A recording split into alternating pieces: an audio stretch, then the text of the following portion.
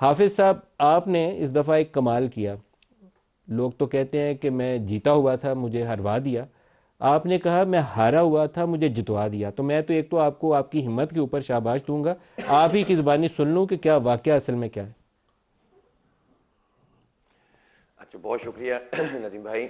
बात यह है कि जो आपने फरमाया ना कि ये आरओ इलेक्शन है, ये बदतरीन आरओ इलेक्शन 2024 का हुआ है 8 फरवरी को।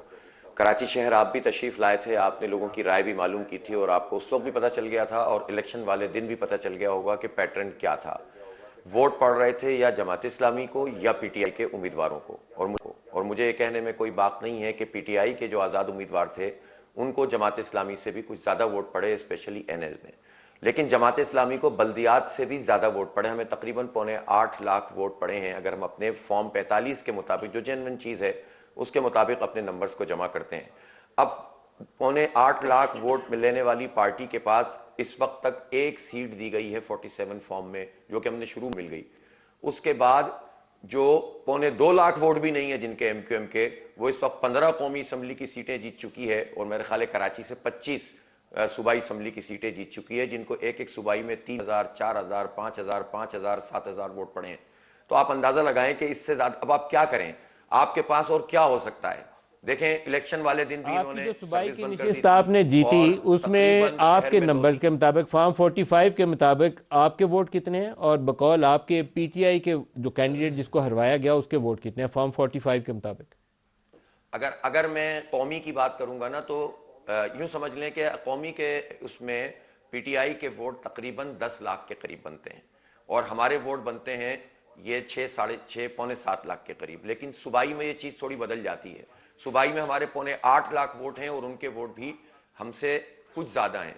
तकरीबन 30 सीटें ऐसी हैं जहां यानी हम थे ही पीटीआई और जमात इस्लामी, 1,000-1,500 का डिफरेंस है, हम जीते हैं या वो जीते हैं। और हमारे पास अब तक फॉर्म 45 पूरी तहकीक वाले जो मौजूद है ना, वो 7-8 मौजूद हैं, जिसको हमने हाई कोर्ट में क्लेम भी किया कि ये सीटें हम जीते हुए हैं। और हमारी सेकंड पार्टी आजाद थे, यानी पीटीआई वाले थे। एमक्यूएम तो दूर दूर तक नहीं आपकी थी। अपनी और निशिस्त पे उनको कितना उठाकर फर्क जो है? है वो जो साढ़े निशिस्त आप 8,000 को 88,000, आपकी अपनी 10,000 को निशिस्त पे 1 लाख, कितना फर्क है? ये हाफिज साहब, जो मेरी निशिस्त अपनी आपने नशिस्त में जीती खुद तकरीबन से सूबाई 1400 की, वोट का तकरीबन उसमें फर्क कितना है। फर्क है? और चूंकि जब हम फॉर्म 45 जमा हो रहे थे, कुछ फॉर्म मिस होने लगे, मैंने कहा कि इसको पूरी तरह से मालूम करो। हमारी टीम ने मेरा साथ दिया। जब सारे फॉर्म 45 पीएसटी मेरे आ गए, तो उसके बाद जब मुझे पता चला कि ये सीट जो है वो मैं नहीं जीता हुआ और उन्होंने शायद लॉलीपॉप देने के लिए कि हाफिज नईमुर रहमान को एक सीट दे दो सूबाई की, और उसके बाद वो अपनी सीटों से हम अपना क्लेम ही बंद कर दें, तो शायद ये किसी के दिमाग में ये बात आई हो। लेकिन सच्ची बात यह है, अगर एमक्यूएम भी मुझसे जीती हुई होती ना, तो इतना ज़र्फ मेरे और मेरी पार्टी में है कि हम वो सीट भी वापस कर देते। कुछ आइए कि जाहिर आपके कितने वोट हैं उस इसलिए निशिस्त के हमने ऊपर? बिल्कुल फैसला आपके किया। कितने वोट हैं उस निशिस्त के ऊपर? और पाकिस्तान तहरीक इंसाफ जिसको हरवाया गया फॉर्म 45 के मुताबिक, उसके कितने वोट हैं? जो एक्चुअल वोट हैं हमारे फॉर्म 45 के मुताबिक, मेरे वोट हैं उसमें 30,000 से चंद कुछ ज्यादा और उनके हैं 31,000 से कुछ ज्यादा। ठीक है, नंबर एग्जैक्ट मैं आपको नहीं बता सकता। और एमक्यूएम के वोट हैं उसमें 6,000। ठीक है, जो उन्होंने फॉर्म 47 जारी किया उसमें मेरे वोट 26,000 किए, 4,000 कम कर दिए। जो आजाद थे पीटीआई के, उनके 11,000 कर दिए और एमक्यूएम को 20,000 पे ले गए।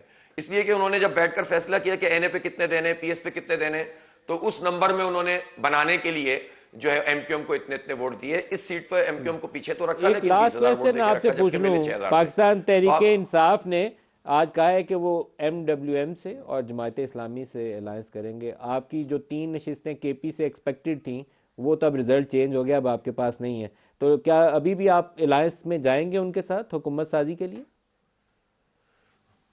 कानूनी तौर पर तो ये हो सकता है और इस पर कमेटी भी बनी हुई है। जमात इस्लामी की तरफ से भी जिम्मेदारान हैं, उनकी तरफ से भी हैं, बातचीत उनकी जारी है।